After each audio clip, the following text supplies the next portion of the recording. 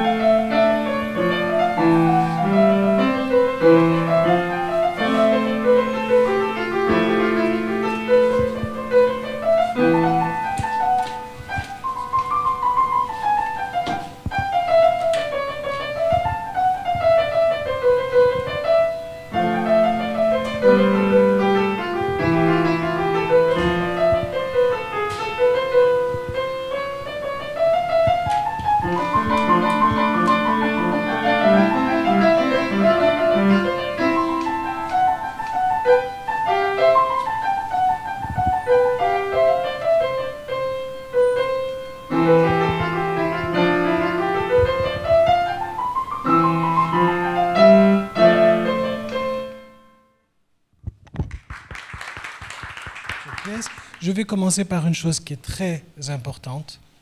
C'est pourquoi un pianiste ou un autre instrumentiste ou un chanteur, une chanteuse, pourquoi on s'arrête en jouant ou bien on reprend. La musique, c'est donc un chemin. Voilà, c'est un chemin et on va le construire d'une note à l'autre note. En tous les cas, pour les pianistes, c'est comme ça. Pour le violoniste ou le chanteur, c'est peut-être autrement, mais pour nous, pianistes, nous apprenons donc le chemin note à note. Tu vois, tu peux te détourner là. Non, tu peux te mettre là. Voilà. Donc, il y a une progression de note à note. Quand on touche la première fois une pièce, notre mémoire n'a pas conscience, ne connaît pas qu'est-ce qui va se passer. On découvre cette note-là quand on a joué celle-là. Et celle-là arrive quand on a joué celle-là. Notre mémoire le découvre donc note à note. Mais comme donc la mémoire ne connaît pas cette pièce, il est très rare de jouer la pièce complètement juste dès la première fois. En général, on va faire une faute. Par exemple, on va jouer une note ici. Donc la mémoire, elle a enregistré ça. De là, et puis après, de là, on va passer à là. Ou peut-être de là, ou peut-être retourner. La pièce musicale, c'est une succession. Quand on est là et que l'on revient ici, on fait une faute. On fait une faute. Ou bien, si on est là et que l'on a remarqué, j'ai joué quelque chose de faux, on arrête, on recommence ici. C'est aussi une faute. Pourquoi ? Parce que ce que l'on fait à ce moment-là, c'est qu'on enregistre dans la mémoire ça, on a une faute ici, on retombe ici, on répète ça, on tombe ici, on refait la faute, on revient ici, et enfin la troisième fois, par un effort de concentration extrême, on arrive à jouer cette note-là, celle-là, on a passé la difficulté. Ça nous demande une concentration énorme, c'est un effort. Donc la troisième fois qu'on le fait, il nous faut vraiment faire un effort énorme de concentration. Qu'est-ce qu'on fait là ? On demande à la mémoire la chose suivante. Après une faute, je m'arrête. Et puis comme je répète ce processus-là à chaque fois que je fais une faute, je fais encore une faute, je m'arrête. Qu'est-ce que la mémoire est en train d'apprendre ? On lui a appris, après une faute, on s'arrête. Et on reprend. Et comme la commande, comme le pouvoir de la mémoire est tellement fort que la mémoire va le prendre et va nous obliger, à chaque fois que l'on fait une faute, de nouveau à nous arrêter. C'est une structure que nous, en tant qu'instrumentistes, quand on va se présenter en public, on ne veut pas. On veut pouvoir jouer la pièce sans s'arrêter. D'accord ? Voilà. Ce qui veut dire, la première règle quand on travaille, ce n'est pas de l'interprétation, c'est de la technique. La première règle quand on travaille, c'est de ne pas s'arrêter quand on fait une faute, ou même quand on considère avoir fait une faute. Peut-être qu'on a joué juste, mais on considère, nous, qu'on n'a pas joué juste, on s'arrête, ça, c'est catastrophique pour la mémoire. Donc, quand j'ai fait une fausse note ici, cette note-là était normalement pour celle-là. Après cette note-là, ma concentration doit être dirigée vers cette note-là et pas vers autre chose. Parce que dans la succession, ma mémoire doit avoir de toute manière un chemin approximatif. Qu'est-ce qui se passe ? Au début, je vais faire quelques fautes. Bien sûr, je ne les fais pas exprès, évidemment. Elles se produisent parce qu'on ne connaît pas la chose. Mais la deuxième fois que je vais reprendre ma pièce, je sais que hier ou avant-hier ou la semaine dernière, j'ai fait cette faute. Et avec la concentration, on va rétablir cette note-là. Si ça n'est pas fait, on continue. Ça veut dire qu'on doit accepter la faute que l'on a faite. On ne doit pas être nous-mêmes apeurés de la faute que nous avons faite. Et maintenant, je vais reprendre donc un très grand pédagogue. C'est Franz Liszt qui interdisait à ses élèves de s'arrêter s'ils avaient fait une erreur ou s'ils avaient considéré avoir fait une erreur. Et Franz Liszt nous a donné aussi la solution. Pour apprendre une pièce de piano, mais c'est valable aussi pour n'importe quel autre instrument ou n'importe quelle autre pièce, ça peut être aussi une pièce de théâtre. On doit travailler la pièce aussi lentement que possible pour que la première fois, on ne fasse aucune erreur. Qu'est-ce qu'on fait comme cela? Quand on a placé toutes les notes qui sont justes, dans notre mémoire, la première impression que notre mémoire a, ce que l'on a écrit pour la première fois dans notre mémoire, est juste.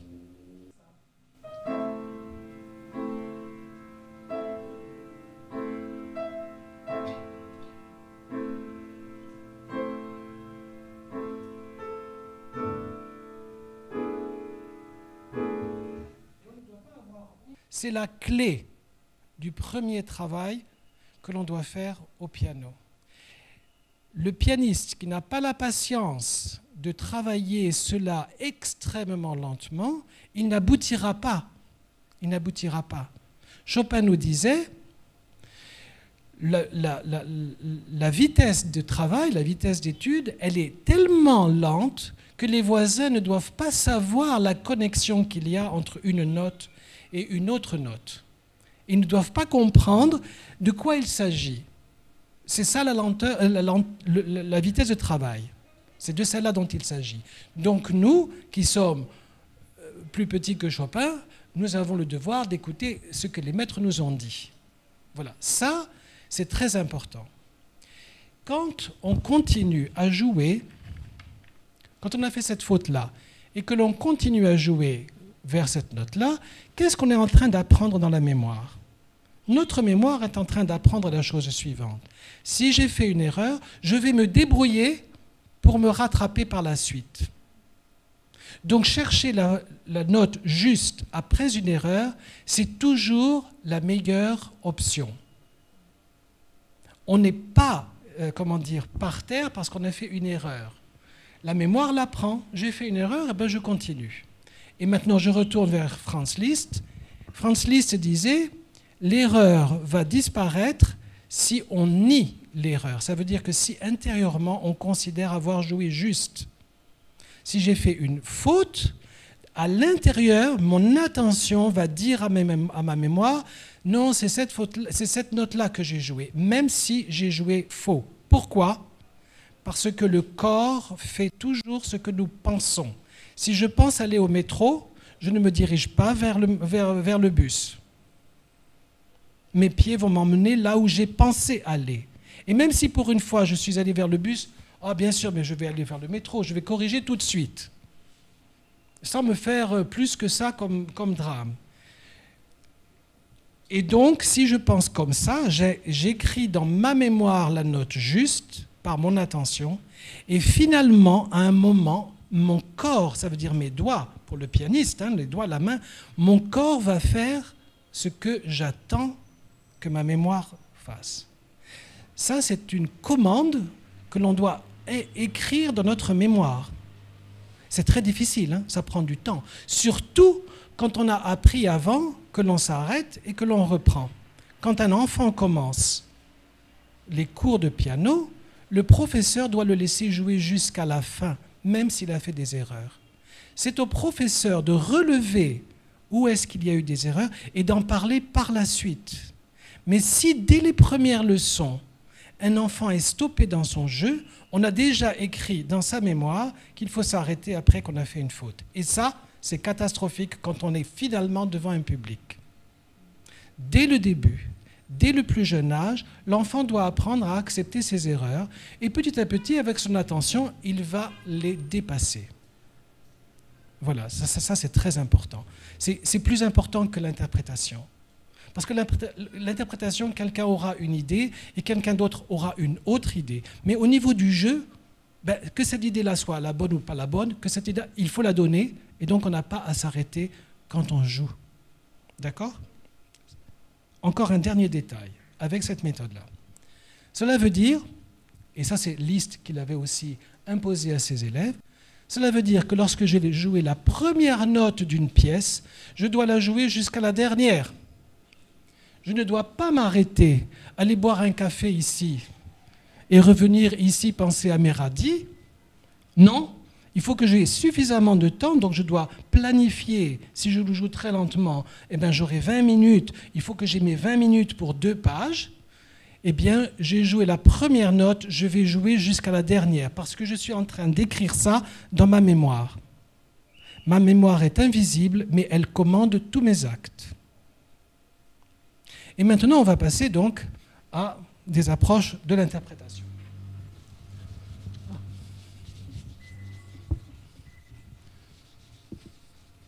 Alors, dans la salle, il y a des élèves à moi qui sont là, et donc ils ont déjà un petit peu entendu mes idées, et pour eux, ça ne va pas être complètement nouveau, bien que je vais rafraîchir un peu les choses, hein, ça va revenir. Mais si vous voulez dire des choses, tout le monde peut participer à tout moment et me demander voilà, une question, n'importe quoi. Hein. Donc ça se fait, n'importe qui peut prendre la parole pour me poser la question. Alors, est-ce que la musique est un art du temps ou un art de l'espace? Est-ce que la peinture est un art du temps ou un art de l'espace?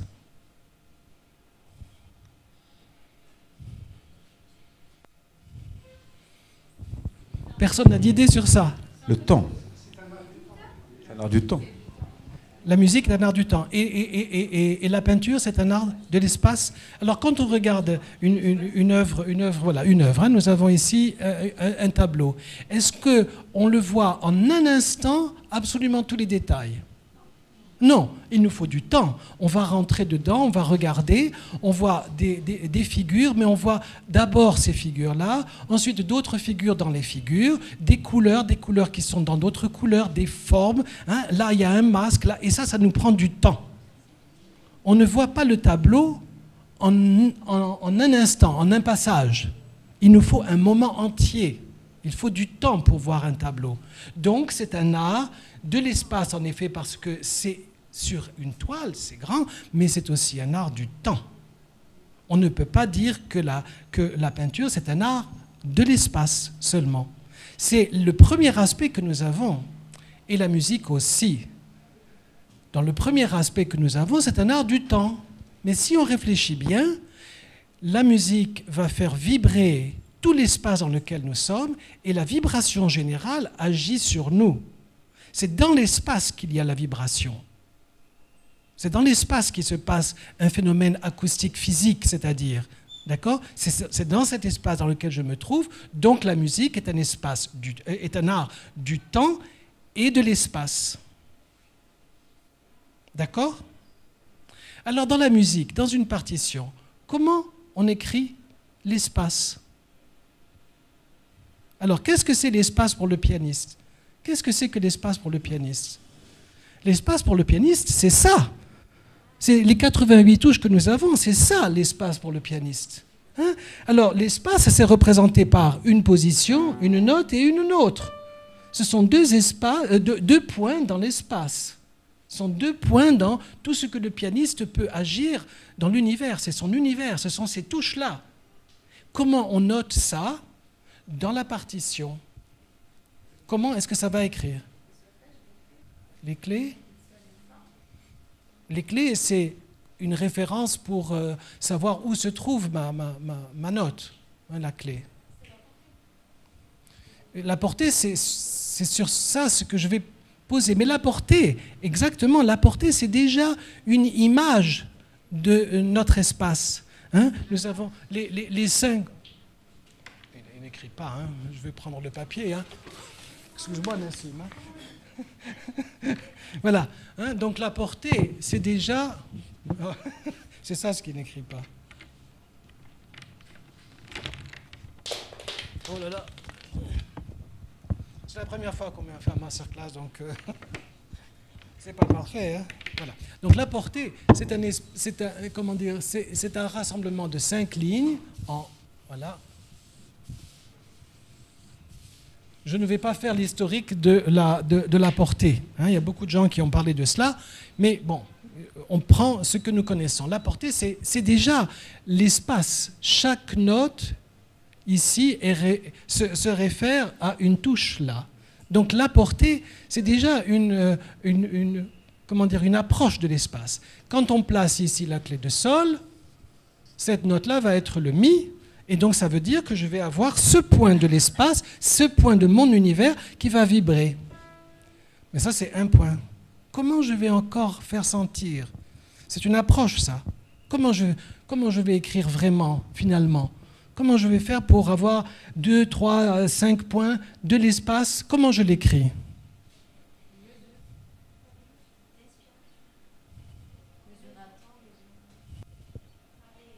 La superposition des notes. La superposition des notes. Voilà. Hein? Ça, ce sont des notes, pardon. Ça, ce sont des notes qui sont posées l'une sur l'autre. Et ça veut dire qu'à cet instant-là, à ce moment-là, il va y avoir quatre points de mon univers qui vont vibrer. 4 points de mon espace qui vont vibrer. Hein, ces 4 espaces-là. Ces quatre, voilà, qui vont vibrer en même temps. Donc l'espace est donné par cet axe. Ça, c'est l'espace. D'accord? L'espace, c'est les accords.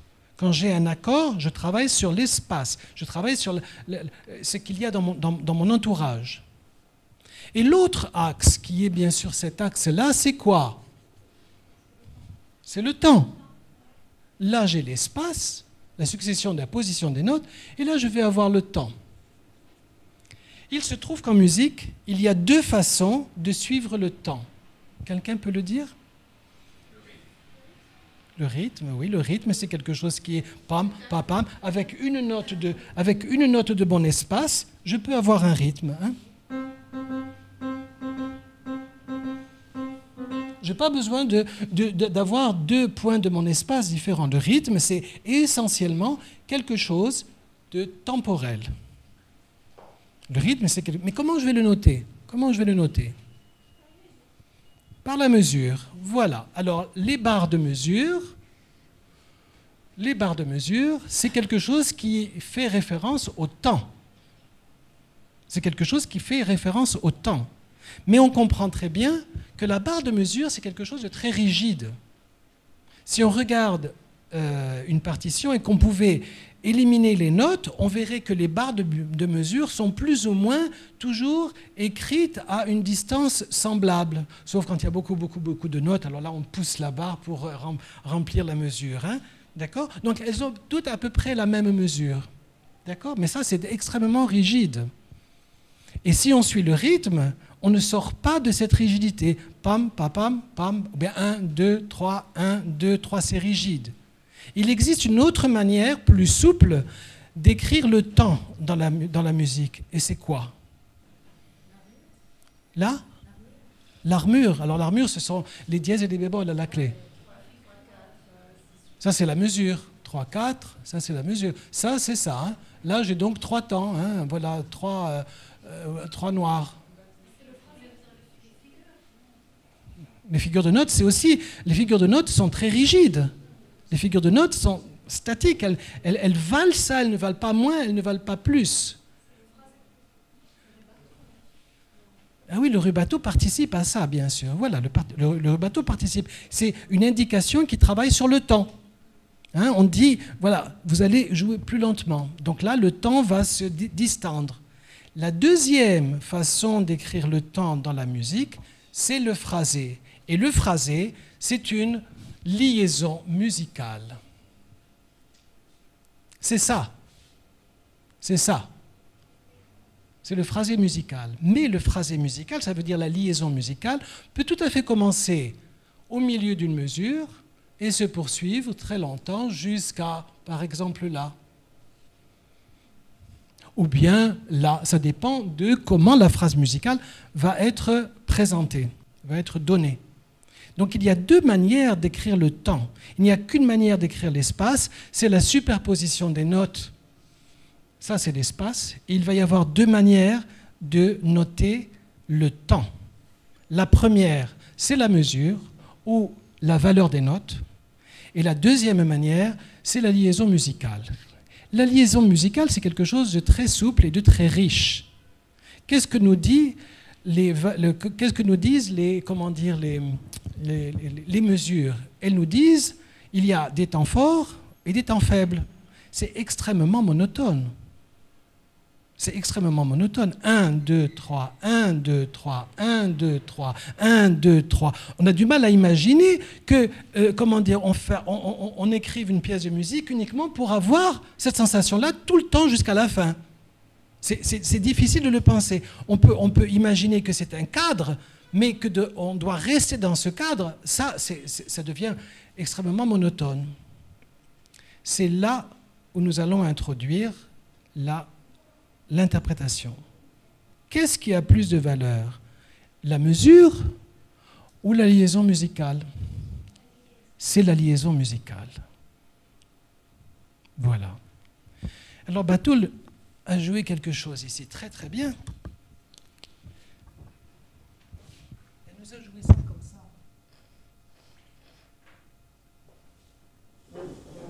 La première note avec un accent. Je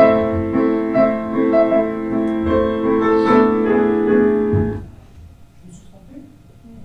C'est comme ça que tu l'as joué ou tu l'as joué comme ça?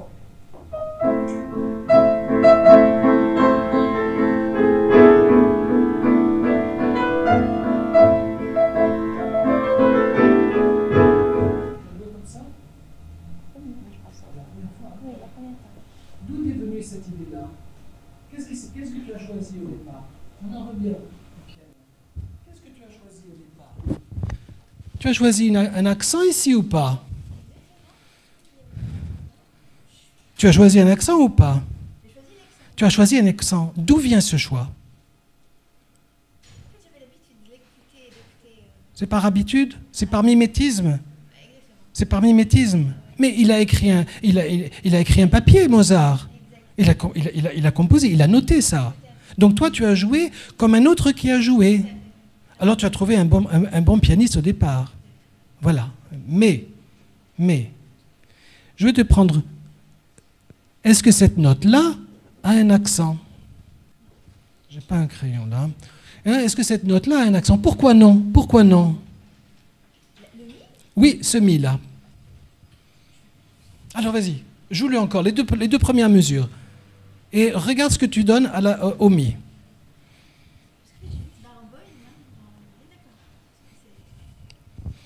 Un pianiste.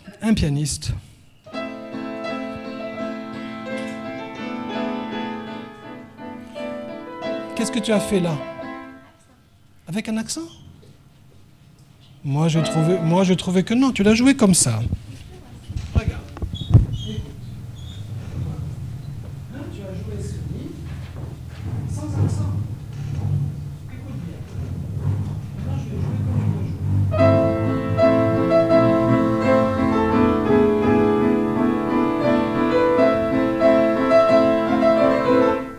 vas jouer avec accent ou sans accent? Tu vas jouer sans accent. Mais cette note, elle est placée sur le début de la mesure. Comment ça se fait que tu l'as joué sans accent? Qu'est-ce que dit la mesure? Le premier temps, il est fort. Le deuxième temps, il est faible. Le troisième temps, il est fort. Et le quatrième temps, il est faible. Mais ici, tu ne l'as pas fait. Pourquoi? Parce que tu as écouté Daniel Barenboim. Oui. Mais moi, je ne l'ai pas écouté. Mais je sais que cette note-là, elle est jouée sans accent. Pourquoi? Parce qu'elle est à la fin de la liaison musicale. Tu vois, la note est à la fin de la liaison musicale.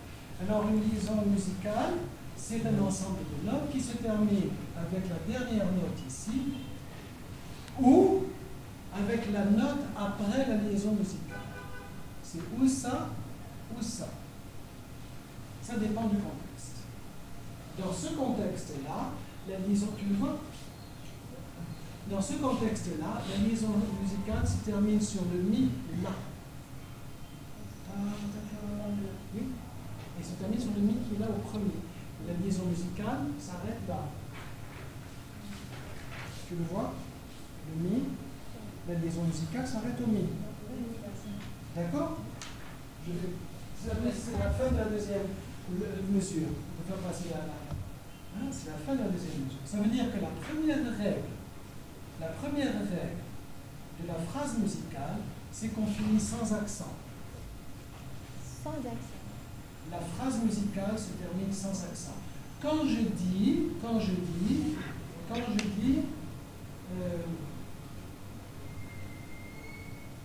c'est ma maladie qui m'a fatigué. Est-ce que je termine ma phrase musicale avec un accent ou sans accent? Sans accent. Pourquoi? C'est la fin de la phrase. C'est la fin de la phrase. Ce qui est vrai dans la diction est vrai aussi dans la musique. J'ai fini ma phrase musicale, donc il n'y a pas d'accent ici. D'accord? C'est la première règle de la phrase musicale. Je ne termine pas une phrase musicale avec une accentuation. Je résous d'abord ma phrase musicale. Comment le pianiste résout-il la phrase musicale?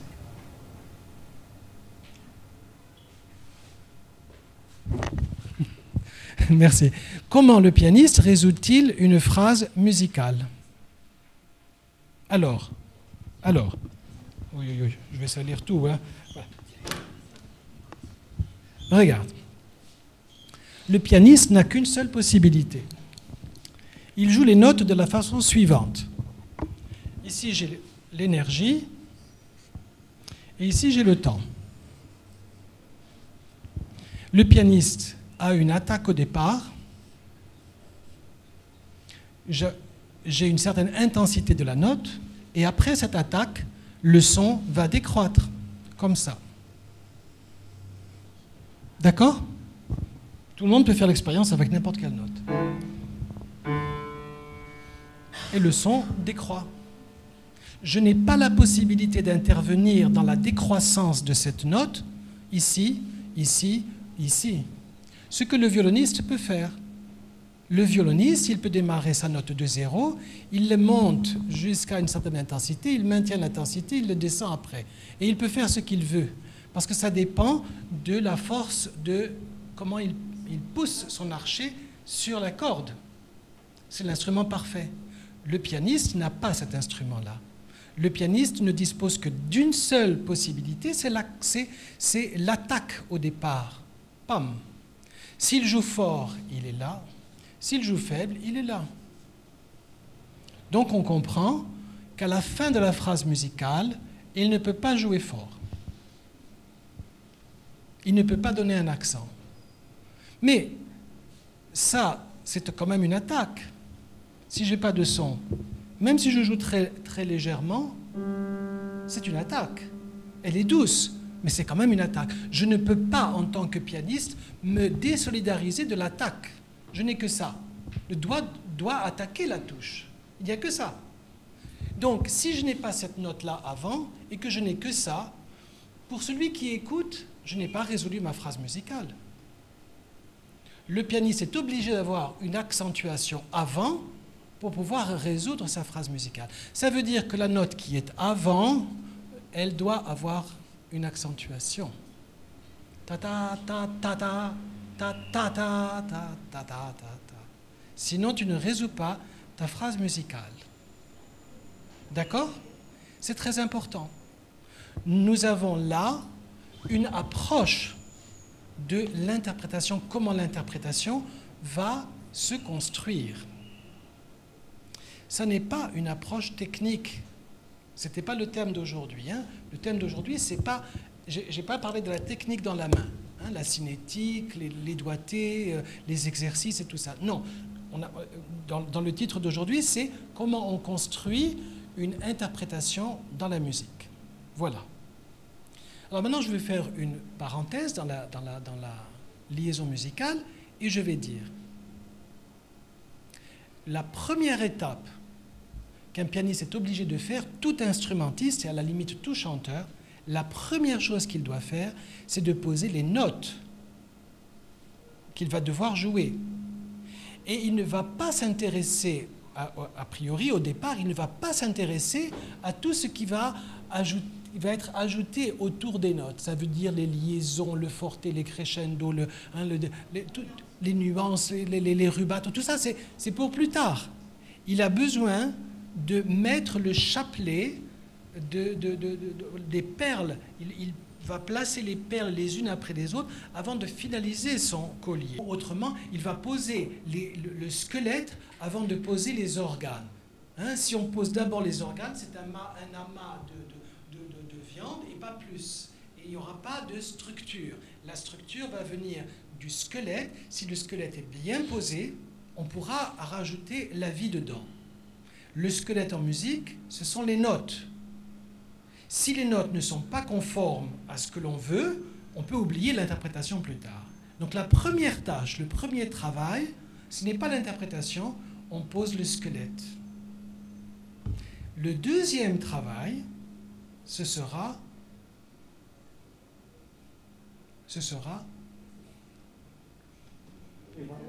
la liaison.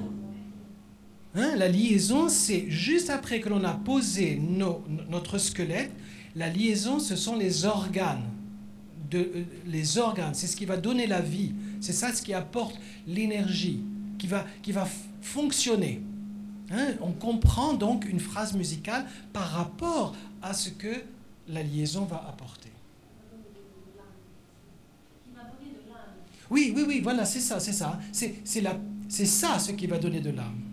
Alors, si je travaille avec un métronome, qu'est-ce qui se passe ?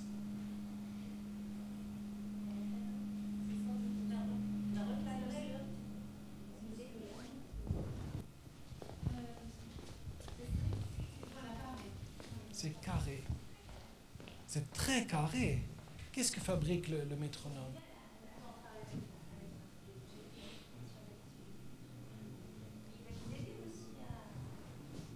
Alors, d'un côté, il va nous aider, et de l'autre, il va nous détruire. Qu'est-ce que c'est le métronome ? C'est le meilleur moyen pour devenir un robot. C'est le meilleur moyen pour devenir un robot. Aujourd'hui, on ne peut pas travailler sans un métronome. Il faudra, parce que,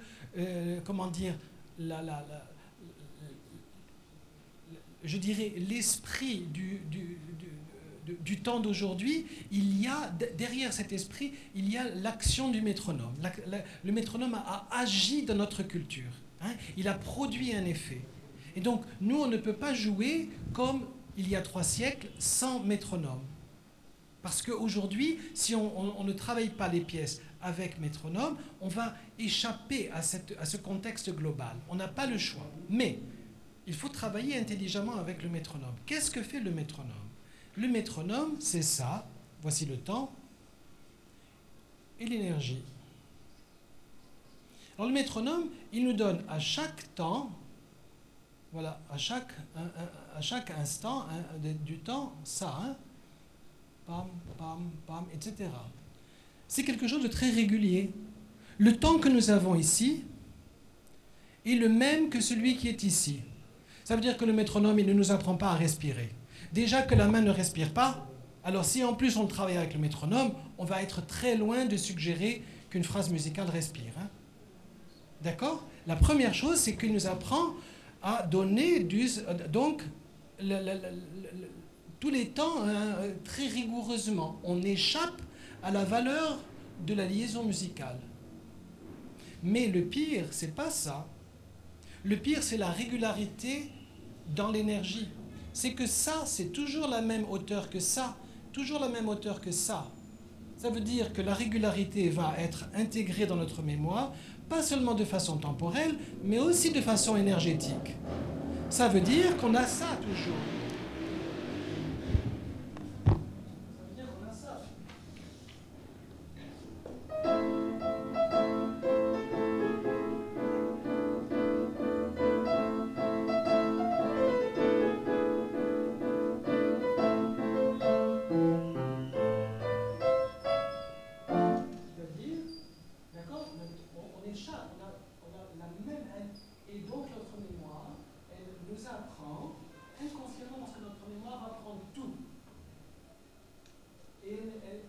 Elle n'oublie rien.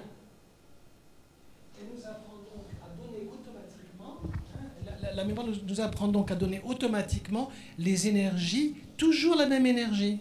C'est ce qui fait qu'aujourd'hui, on entend de la musique classique avec, on peut jouer comme ça, pas comme ça. Ça, c'est la liaison musicale, c'est la mélodie. Et ça, c'est le rythme. Et dans une salle de musique aujourd'hui, quand on va au concert, on voit les gens en musique classique qui font ça. Et on apprend aux enfants, maintenant tu vas bien compter, hein, et il fait ça, au lieu de suivre la musique comme ça. Parce que là, voilà, là on apprend les liaisons musicales, on apprend à respirer, on sait où il va y avoir une injonction, un retour, voilà. C'est plus compliqué. Il vaut mieux bouger comme ça quand on travaille, ou pas bouger, ou très peu bouger, mais pas comme ça. Parce que là, on est en train de casser la prochaine interprétation, ou la prochaine ouverture de l'interprétation. D'accord ?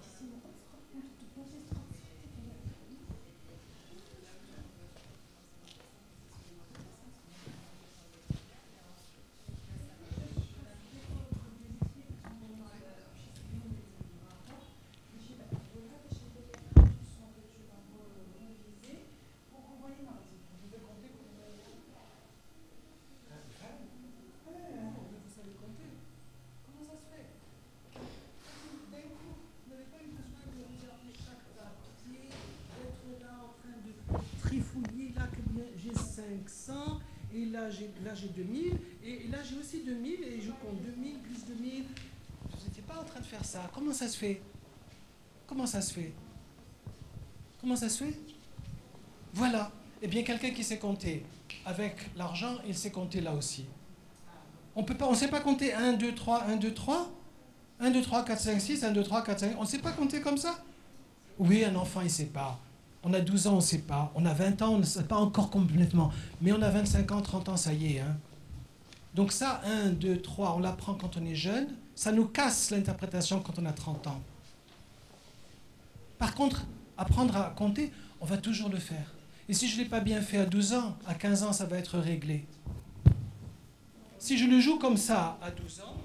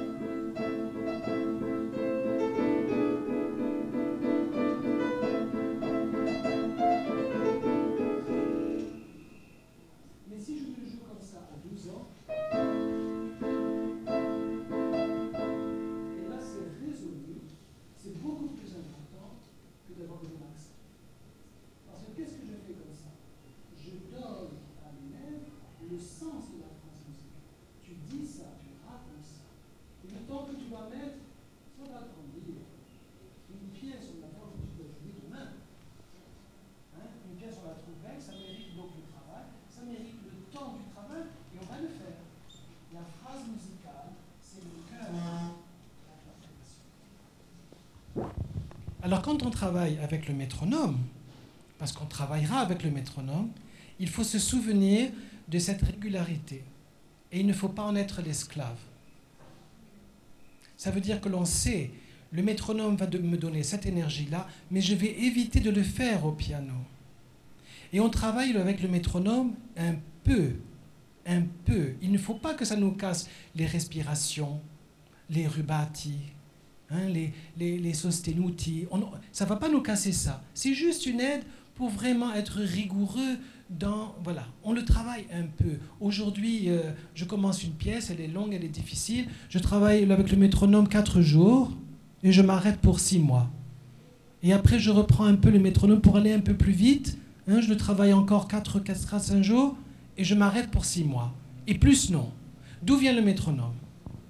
C'est quoi l'histoire du métronome? Qui c'est qui a apporté le métronome?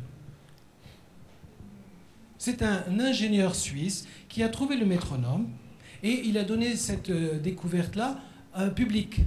Et un ingénieur hollandais a pris cette découverte et il en a fait un appareil. Et il a vendu cet appareil. Il a mis son nom et c'est ce nom-là qui a été utilisé pour le métronome, Mazel. D'accord? Et quel est le premier conservatoire qui a utilisé le métronome?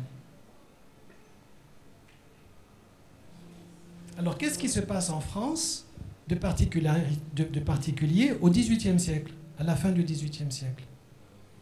Il y a peut-être une petite révolution, juste une toute petite révolution. Voilà. Voilà. L'invention du mètre. Il y a une révolution qui se passe. Qu'est-ce qui va se produire en France au cours de cette révolution? Tous les grands instruments vont être détruits. Les orgues, les grands clavecins, les grands violoncelles, les violons. Ce qui veut dire qu'à la fin de la Révolution française, comment dire, à la fin des années 1790, la France n'a plus d'instruments. Au moment où toute l'Europe fabrique de très grands compositeurs, Beethoven, Schubert, en Italie, Verdi, hein, et même en Espagne, l'Espagne commence à monter. Au contraire, en France, ça chute. Les grands compositeurs qu'il y a en France, c'est Berlioz, c'est-à-dire, c'est pas le centre de la France, c'est Lyon, qui est adossé, c'est pas Lyon, pardon, c'est Chambéry, c'est adossé à la Suisse. Hein, Berlioz, c'est adossé à la Suisse. Et puis Gounod, qui a échappé au désastre musical. Comment va faire la France pour reconstruire ça? La France ne va pas donner de nouveau l'enseignement de la musique à l'Église. La Révolution française avait pour but de détruire aussi l'Église. Donc comment ils vont faire? Parce qu'en France, ils se rendent compte qu'il n'y a plus de musique, ou il n'y a plus d'enseignement musical de valeur. Qu'est-ce qui se passe? Ils construisent le conservatoire. Le conservatoire va être structuré par la Révolution française. C'est le premier conservatoire au monde. Qui va être le directeur du conservatoire en France? Un général. L'armée. 1, 2, 1, 2, d'accord? Et lui, il a dit, maintenant le métronome est obligatoire. Nous avons un grand inventeur qui nous a produit le métronome. Maintenant, on va jouer avec le métronome. Le métronome est introduit dans le conservatoire en France. Qu'est-ce qui se passe après, en France? Qu'est-ce qui arrive? Qui c'est qui... Napoléon. Qu'est-ce qu'il fait Napoléon? Il va dans toute l'Europe. Il détruit tout. Il ravage toute l'Europe. Et donc, quand ils vont se reconstruire dans l'Europe, ils vont construire des conservatoires et ils vont prendre l'exemple français puisque c'est la première puissance française, la première puissance européenne. Et donc, le métronome est introduit dans tous les conservatoires, alors qu'il y a deux très très grands compositeurs qui vont s'opposer toute leur vie au métronome. C'est Johannes Brahms et Robert Schumann, qui vont dire on ne peut pas accepter le métronome dans la musique, ça casse la musique. Mais malgré cela, le conservatoire va vaincre la position de Brahms et de Schumann. Le métronome est introduit dans les conservatoires. Il faut connaître cette histoire-là. Quand on met le métronome, on fait un petit pas en écart, mais on doit garder en tête mon interprétation est donnée par la mélodie. Dernier point.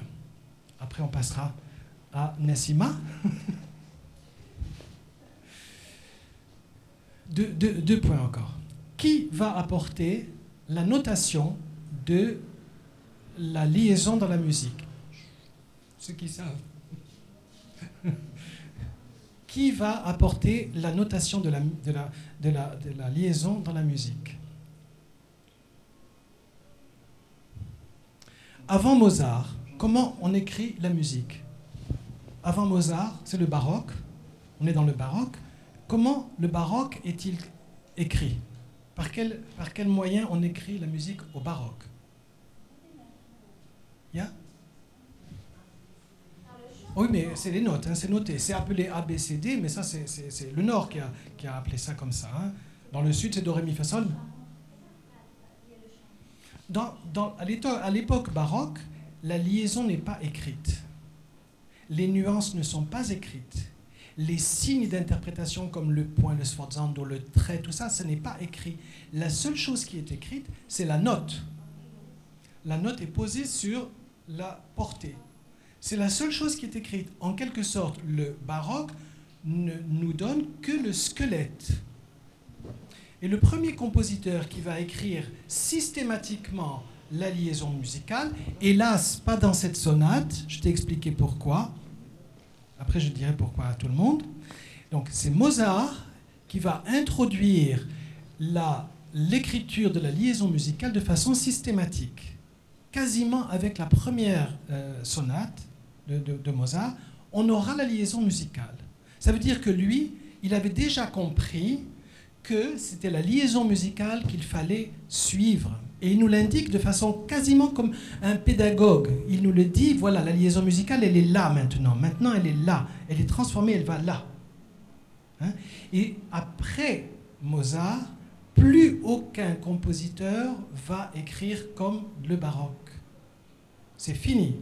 Quand Mozart va poser la liaison musicale, tous les compositeurs, jusqu'au moderne et jusqu'à aujourd'hui, vont tous utiliser la liaison musicale. Si on comprend donc l'origine de la liaison musicale, on pourra interpréter n'importe quel compositeur et n'importe quelle phrase musicale. L'interprétation de la phrase musicale, c'est ce qu'il y a de plus difficile dans la musique. Parce que l'énergie va se traduire au travers de cette liaison musicale. Qu'est-ce que dit la liaison musicale? Elle dit la chose suivante. Ici, j'ai le temps. Ici, j'ai l'énergie.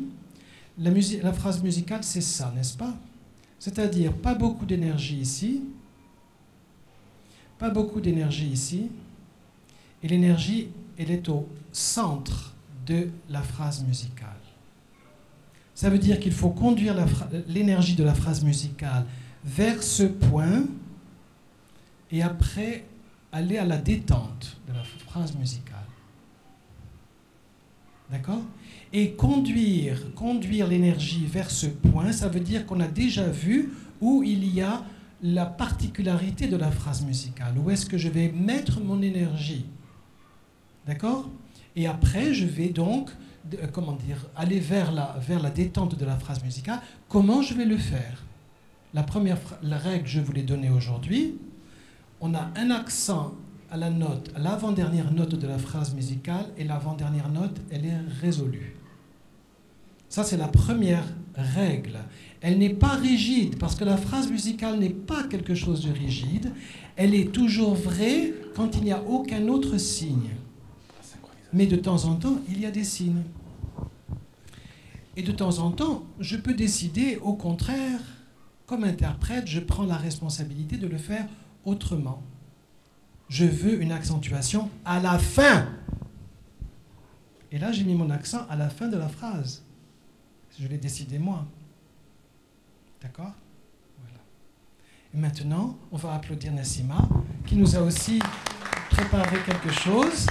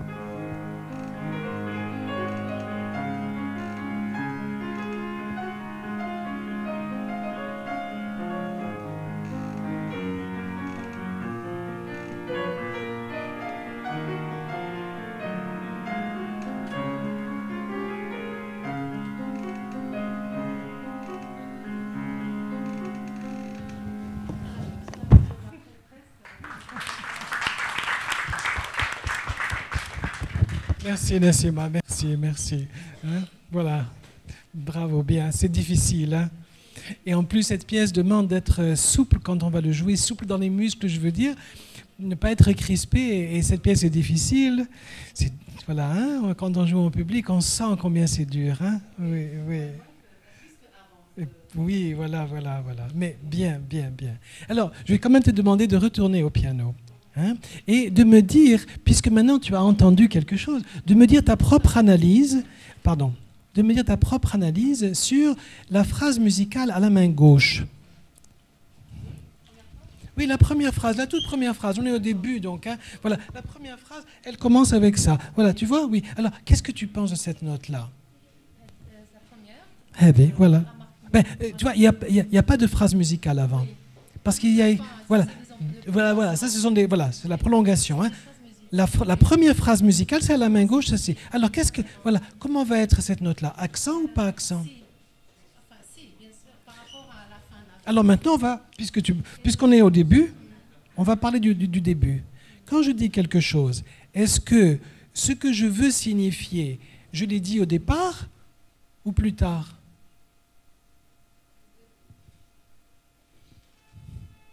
Quand tu dis une phrase, il y a toujours un sens. Il n'y a que les fous qui disent sans sens quelque chose. D'accord? Les cailloux ont faim. Hein? Voilà. D'accord? Il n'y a que les fous qui disent des choses comme ça. Mais quelqu'un de sensé, quand il dit une phrase, la phrase a un sens. En musique aussi. D'accord? La même chose. Alors, le sens de ma phrase musicale, il se trouve au début ou plus tard?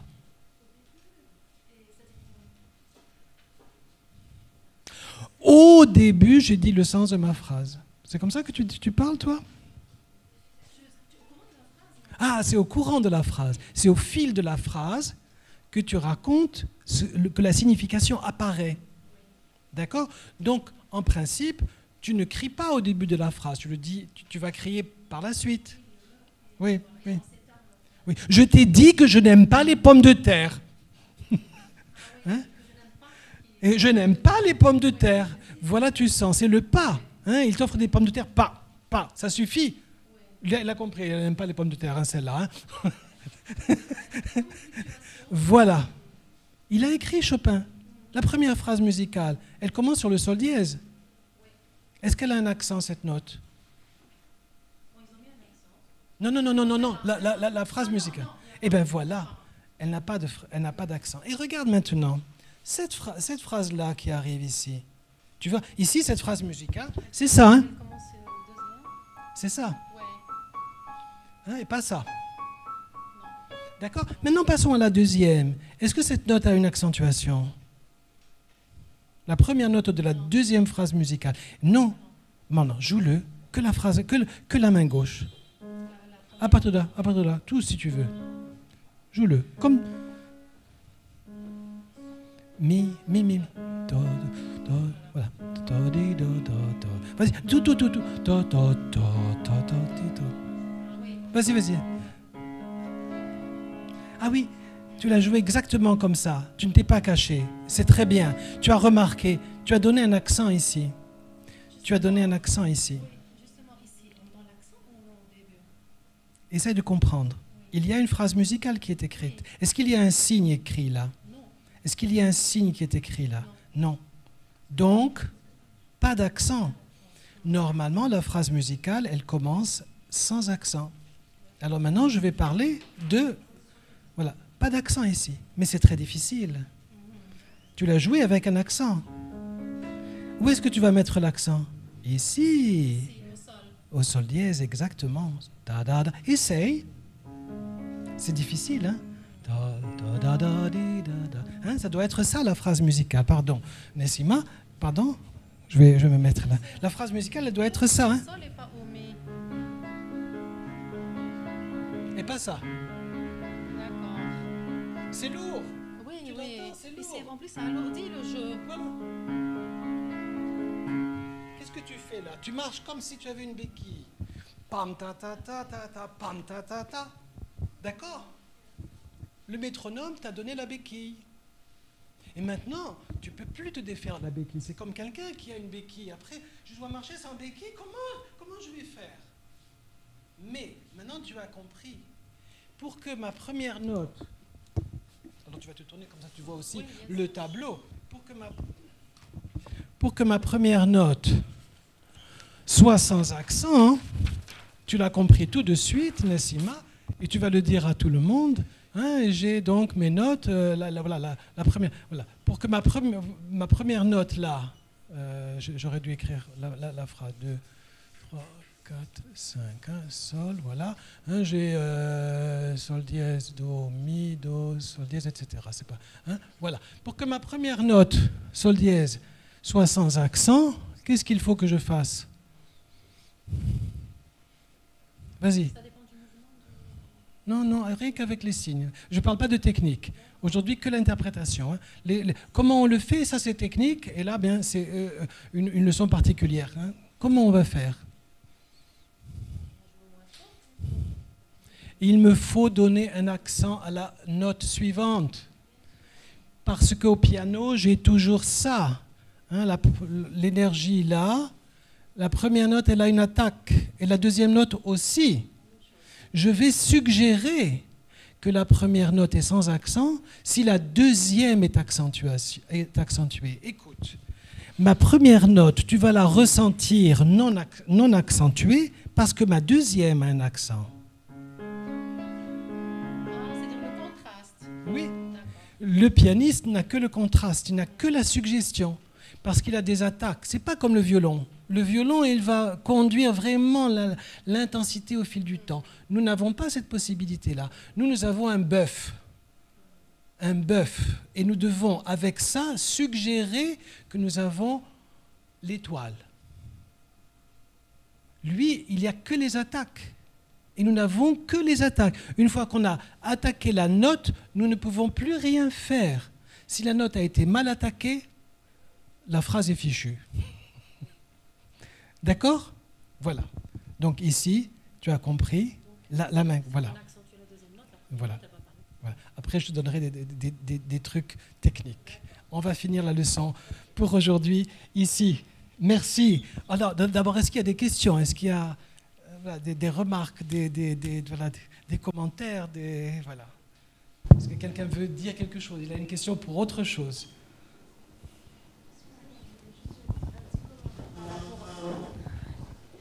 Juste un commentaire par rapport aux liaisons. Moi, je pensais que les liaisons, c'était fait pour jouer lié et legato. Et non par rapport au fait de donner un accent sur la première note ou sur la deuxième, ou pour donner de l'énergie par rapport au milieu du phrasé. Alors que pour moi, ça, c'était par rapport au descriptif qu'il y a dans la pièce, c'est-à-dire fortissimo, pianissimo, petit piano, piano. C'était ça qui pouvait nous dire à quel moment on jouait fort ou pas. Alors, mais la liaison, c'est legato. C'est là où on découvre que les ouvrages français, ont véhiculé une ineptie. C'est-à-dire que le conservatoire français a fixé les règles, alors qu'à l'époque, avant que Napoléon ne détruise tous les pays, à l'époque, il existait plusieurs écoles. Il y avait l'école de Leipzig, il y avait l'école de Salzbourg, il y avait l'école de Naples, il y avait l'école de Venise, il y avait l'école aussi de Paris. Il y avait plusieurs écoles. Il y avait plusieurs façons d'interpréter, plusieurs façons d'approcher. Le pape, avant d'avoir accepté cette façon de noter la musique, c'est lui qui a décidé ça. Je veux dire, les musiciens sont arrivés. Hein, Guido d'Arezzo, il est arrivé avec cette structure-là au 7e, 8e siècle, et le pape a dit d'accord. Il y avait des musiciens qui étaient contre cette notation-là, parce que cette notation-là, elle est très précise, mais elle ne donne pas l'ouverture à des interprétations interchangées. Alors, il y a eu l'introduction des neumes, qui étaient suffisamment imprécises pour laisser l'interprète décider, et les neumes ont été aussi cassés par le pape encore, qui a dit non, je choisis pour la précision, la durée précise, la division précise. D'accord? Bien. Donc, la liaison musicale a été réduite, ça veut dire que l'idée de Mozart au départ, on l'a réduit à c'est lié. Et comme ça, on a jeté toute la richesse de la liaison musicale. Ce sont les livres qui nous ont appris cela. Mais la liaison musicale, c'est la richesse de l'interprétation de la musique classique. Celui qui ne connaît pas la phrase musicale, il faut 10 ans. Hein. Il faut 10 ans pour interpréter n'importe quelle phrase musicale. Ça veut dire que c'est un travail très long. C'est un travail très long. C'est d'autant plus long qu'on aura appris au départ à jouer avec les temps, avec le métronome. Plus on aura fait de métronome, plus ce sera difficile d'avoir la liaison musicale. C'est-à-dire que quand on travaille une pièce musicale, nous sommes devant un choix où on passe avec le métronome et on va jouer de façon extrêmement brillante mais plate. Les gens sortent du concert. Oh, c'était bien, hein, tout était juste. Oui. Qu'est-ce qu'on mange après? Ah oui, voilà, c'est fini. Ou alors, on choisit l'autre interprétation qui va être expressive. Oh, qu'est-ce que j'ai ressenti? Tu sais, j'ai senti la tristesse. Toi aussi, moi aussi, je suis tout triste, je ne peux plus parler. C'est la différence qu'il va y avoir en sortant du concert. Donc, il faut choisir. Où on va travailler de façon brillante, technique. Oh, bravo, bravo. C'est l'école de l'Asie. Hein? Les Coréens, les Japonais, les Chinois, ils ont pris ça de la culture européenne. C'est ça ce qu'ils ont pris. Et maintenant, les enseignants de la culture asiatique viennent en Europe et ils donnent les cours dans les conservatoires de Salzbourg, de Weimar, de Leipzig, hein, de Naples. Voilà. Ils viennent et ils enseignent maintenant. Les Européens, ils font comme les Asiatiques font. Ça veut dire que la culture de la musique classique, elle est détruite. Le futur de la musique classique, c'est l'interprétation. Quelqu'un veut dire encore quelque chose ou c'est une bonne conclusion? Oui, oui, oui.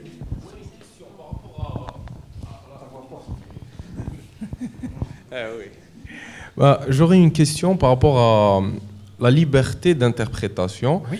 Donc, on sait que à partir du moment où Mozart a établi les nuances, etc., donc jusqu'au temps moderne, tout est inscrit, on va dire, dans l'œuvre, donc par le compositeur. Non, tout n'est pas inscrit. Je parle de nuances. Non, il y a des choses qui sont inscrites, mais il y a des choses qui ne sont pas inscrites.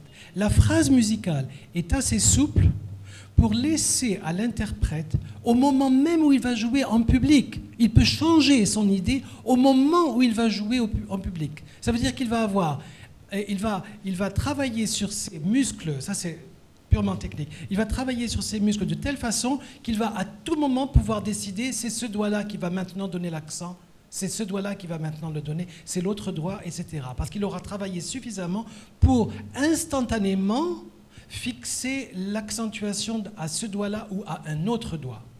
Voilà, c'est ça, c'est exactement. Ma question porte sur ça. Donc, cette liberté, est-ce qu'elle est quand même régie par certaines règles? Donc, par exemple, un forté, on peut ne pas le jouer forté, mais regarde, tu es en colère après ton voisin.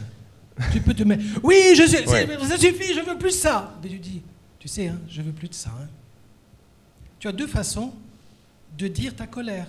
L'autre, il va comprendre. Aujourd'hui, hein, vraiment, je dois faire attention. C'est de ça dont il s'agit quand on va interpréter.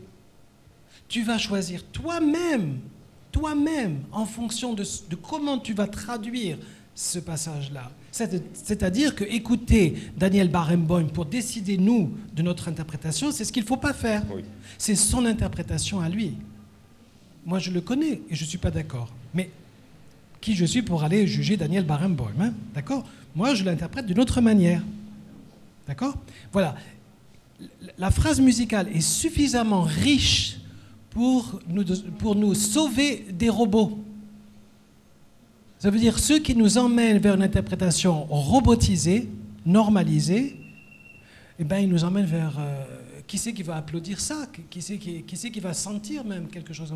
Les robots vont jouer encore plus vite que les Asiatiques demain. On veut encore plus vite, on veut donner un premier prix, les robots vont gagner. Oui. C'est même plus les Coréens ou les Japonais. Non.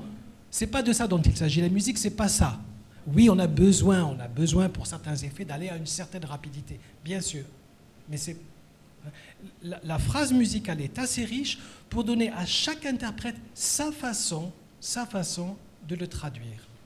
Donc, en résumé, il peut y avoir 1001 interprétations et toutes sont correctes. Et toutes peuvent être correctes, exactement. Exactement. Oui. Ah non.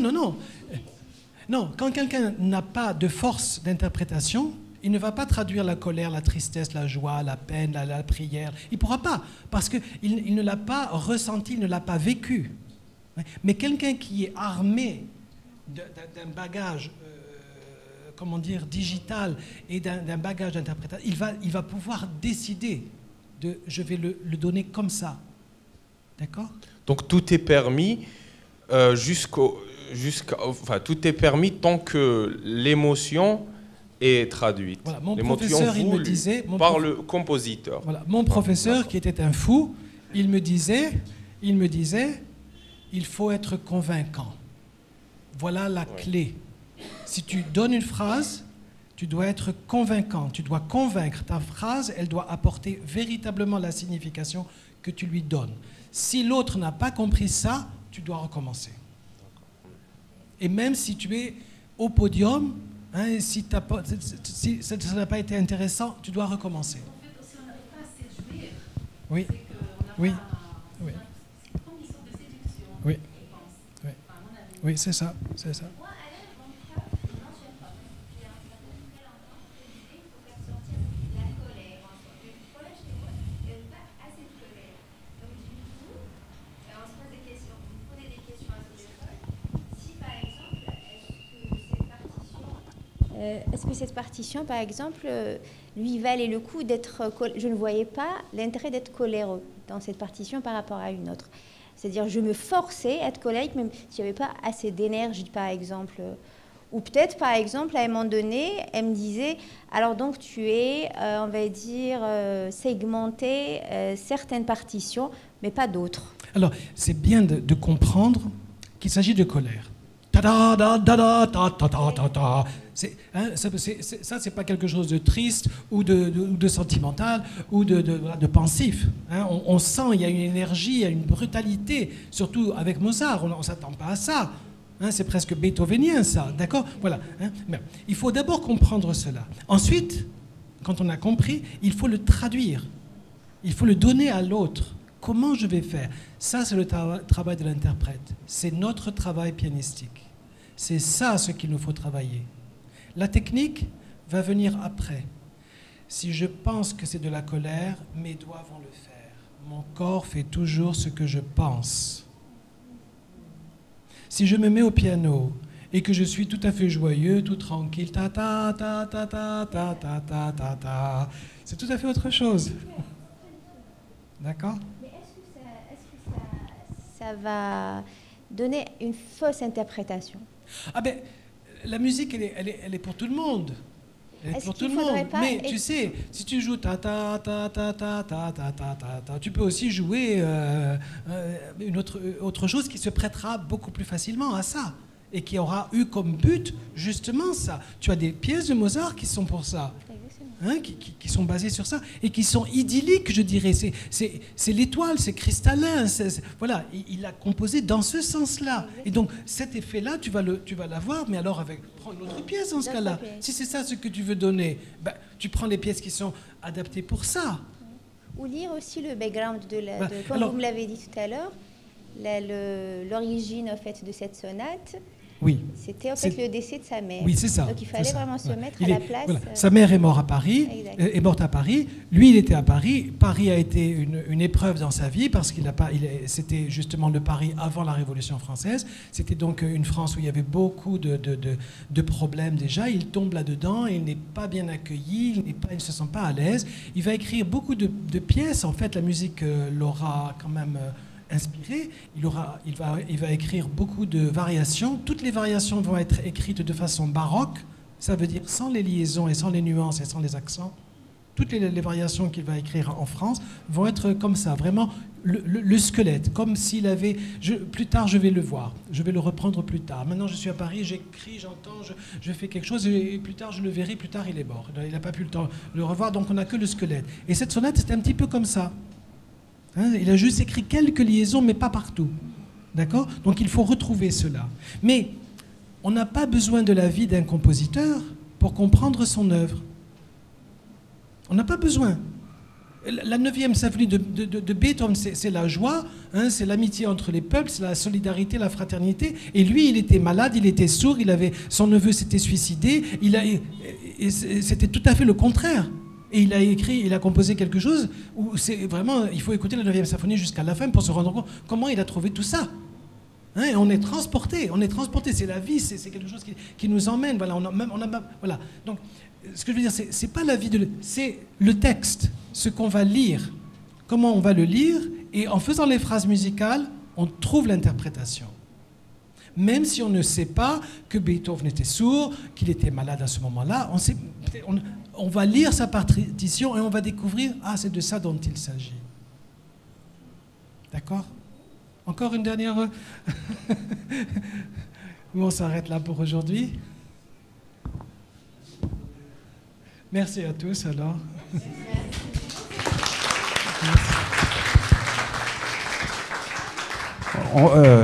Je te remercie, Alain. Ça a été un voyage musical fantastique. et merci à Batoul et merci à Nassima qui ont joué le jeu. Malgré le trac. Ah, tu veux jouer? Là maintenant, je pense que je vais penser pour encore une fois jouer le morceau autrement. C'est super. Merci beaucoup. Merci. Beaucoup de plaisir. C'est vrai qu'on n'a plus d'autres questions en classe. Ok. Merci. Par rapport aux vidéos qu'on est en train de voir de nos jours, par rapport aux pianistes, etc., ce que vous avez dit tout à l'heure, effectivement, on donne beaucoup l'accent sur l'émotion. Est-ce que vous pensez que l'émotion, tout le monde peut l'avoir, tout le monde peut la communiquer? Est-ce que ça se travaille ou c'est soit on l'a, soit on l'a pas? Alors, il y a des gens qui ne pensent qu'au robot. Alors, quand on joue quelque chose à ces gens-là, comme ils pensent que robot, ils sentent rien, ils sont anesthésiés. Il n'y a plus rien qui passe. Mais on ne joue pas pour ces gens. On ne joue pas pour les gens qui ne sont pas capables d'avoir une émotion. Et il y a des gens qui ont été induits en erreur et qui ne peuvent pas sentir parce qu'ils ont eu des traumatismes, etc. Ceux-là, on peut les réveiller. La musique va les réveiller.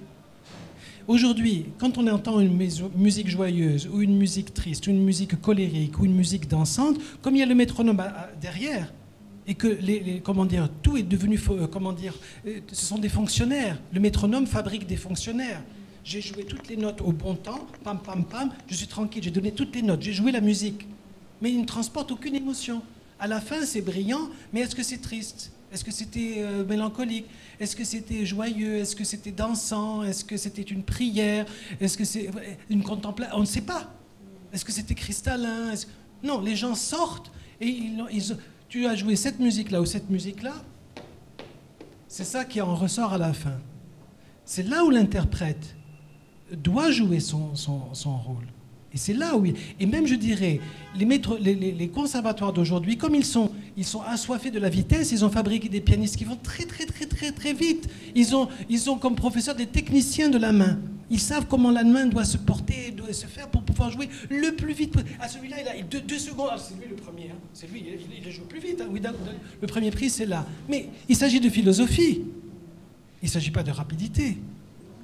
Tout le monde peut sentir, sauf ceux qui sont complètement... Hein, et on doit jouer, on doit réveiller cela. La tristesse, elle a un but dans la vie de tous les jours. Si je pleure parce qu'il y a eu un décès dans ma famille, il y a un but à cela. Si je pleure, ça veut dire que cette personne-là était très chère pour moi et je vais le pleurer. Si je ne le pleure pas, ça veut dire quoi? Qu'il a passé sa vie à rien? Non, je dois pleurer quelqu'un qui était proche. La musique va aider, va ouvrir ça. Et puis si c'est la fête, je vais danser, je vais m'amuser, je vais sauter de joie. Et ça, c'est la musique qui va le faire. D'accord? Donc l'interprète, il a la vie entre ses mains. C'est ça ce qu'il doit donner. Il n'a pas les robots entre ses mains. La vie, c'est la phrase musicale. Voilà.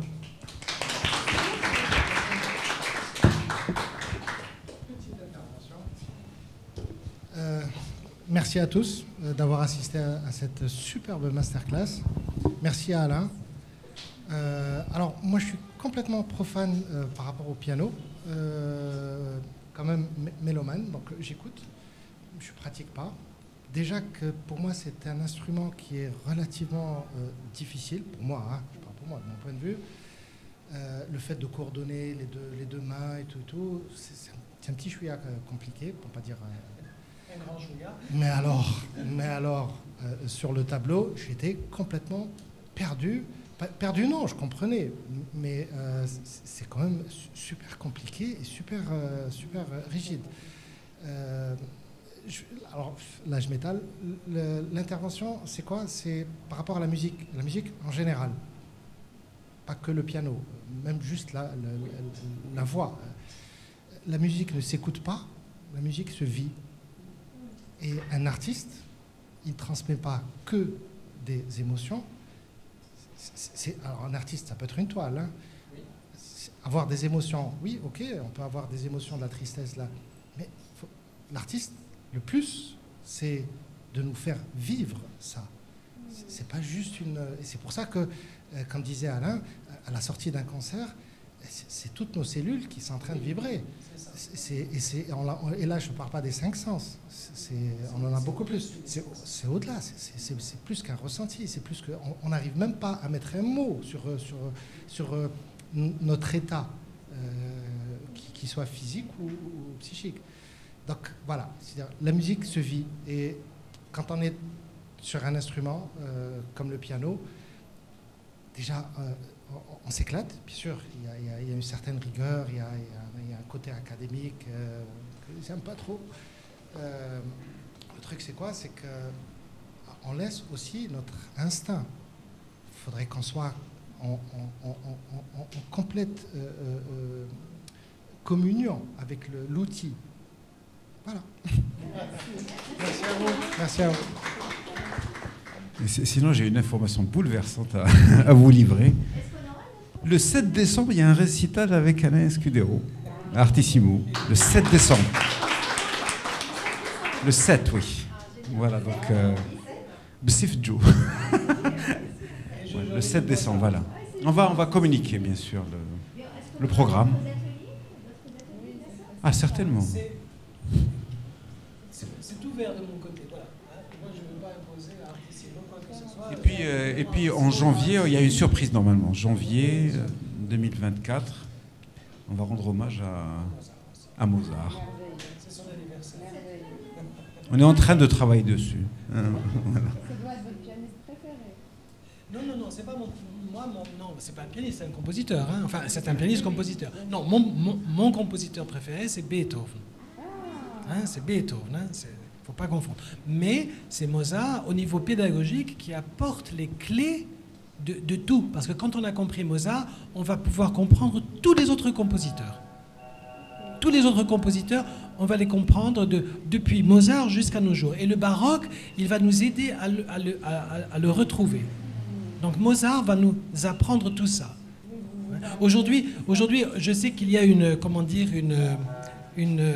Bachmanie, un Bachmanie, hein, Jean-Sébastien Bach, c'est lui qui a le podium, mais lui, il ne nous apprend pas l'expression.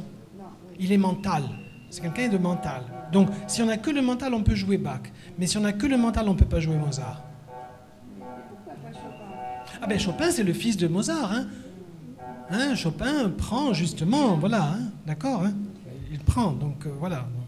Donc pour comprendre Chopin, avoir travaillé Mozart, ça va être utile. Mais même pour jouer Scriabine, avoir travaillé Mozart, ça va nous être utile. Voilà. On a du mal à terminer, t'as vu? Merci. Merci. Voilà.